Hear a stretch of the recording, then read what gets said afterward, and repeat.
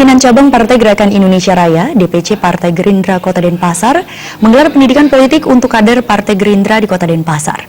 Acara pendidikan politik yang menghadirkan 2 orang pembicara ini juga dihadiri anggota DPR RI yang juga Ketua DPD Partai Gerindra Bali, Ide Bagus Putu Soekarta.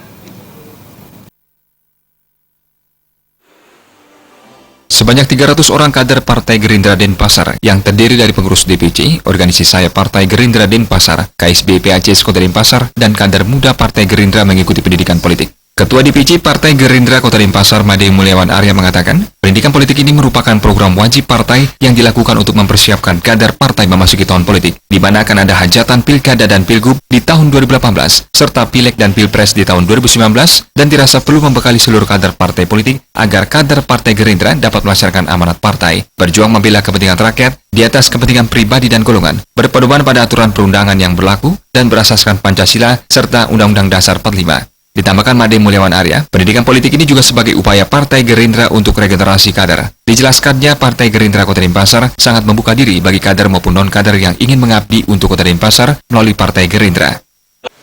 Pendidikan politik ini merupakan suatu program wajib yang memang harus dilaksanakan oleh partai politik, dan juga program kita juga yang dimana kita memberi pendidikan untuk kader-kader kita agar bisa mumpuni nanti kelaknya, mumpuni nanti pada terjun di dunia politik gitu. Untuk pilgub kan artinya kami menunggu instruksi dari induk partai kemana kami, dan kami siap.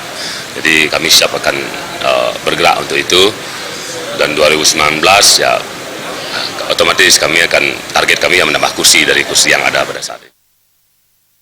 Sementara Ketua DPD Partai Gerindra Provinsi Bali yang juga anggota DPR RI, Ide Bagus Putu Soekarta mengatakan, pendidikan politik ini dilakukan setiap tahun yang sumber dananya berasal dari dana bantuan parpol, bertujuan agar kader partai lebih paham bagaimana berjuang untuk kepentingan rakyat, serta menyiapkan diri menjadi caleg yang matang sehingga bisa berjuang untuk kesejahteraan rakyat. Sedangkan untuk pilkada di tahun politik 2018, Partai Gerindra siap memenangkan siapa saja yang diusung Partai Gerindra.